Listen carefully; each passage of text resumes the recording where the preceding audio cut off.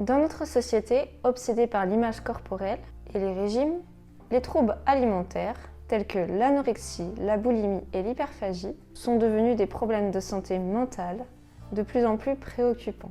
Mais qu'en est-il de la relation complexe entre ces troubles et la sensation de faim ?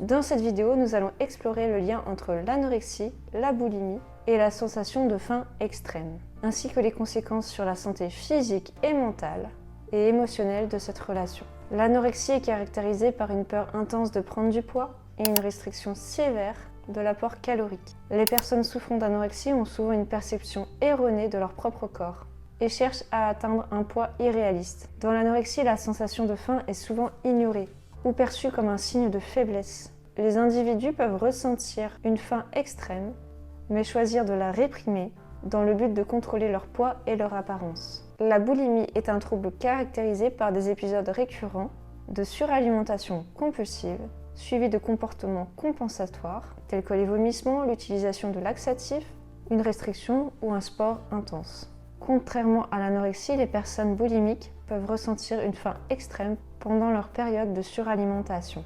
La boulimie est souvent déclenchée par une sensation de faim extrême et de privation alimentaire. Les individus peuvent se sentir incapables de contrôler leur appétit et cherchent à apaiser cette faim par des épisodes de suralimentation compulsive.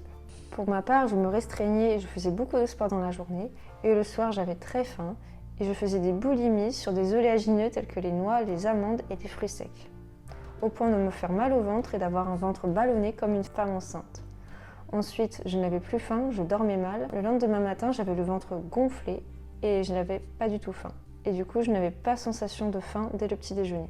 Et c'était un cercle vicieux tous les jours. Les conséquences de la faim extrême. La faim extrême associée à l'anorexie et à la boulimie peut avoir des conséquences graves sur la santé physique et mentale. La malnutrition, les déséquilibres électrolytiques et les troubles gastro-intestinaux. Ils ne sont que quelques complications possible de ces troubles. Pour ma part, j'ai développé la maladie de Crohn, le ventre ballonné, le syndrome du côlon irritable et une insuffisance d'enzymes digestives due à la dénutrition protéique. Pendant des années, j'ai lutté contre la faim extrême que je ne pouvais pas satisfaire. C'était comme si mon corps criait désespérément dans la nourriture, mais ma maladie m'empêchait de manger.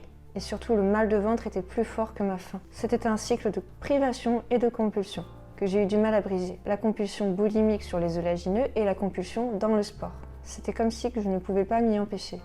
L'anorexie, la boulimie et la faim extrême sont des troubles complexes qui nécessitent une attention particulière et un traitement approprié. Si vous ou quelqu'un souffrez d'un trouble alimentaire tel que anorexie, boulimie, hyperphagie, compulsion de tout genre, il est important de demander de l'aide. La guérison est possible avec un soutien adéquat et l'engagement envers la santé mentale et physique. C'est pour ça que je vous offre mon temps pour discuter avec vous d'une stratégie de guérison en prenant votre consultation dans le calendrier qui est dans la description. C'est une opportunité à ne pas manquer pour ne pas perdre votre temps, car le temps c'est la vie. Merci de mettre un pouce bleu sur cette vidéo et de la partager. Et à bientôt pour de nouvelles vidéos.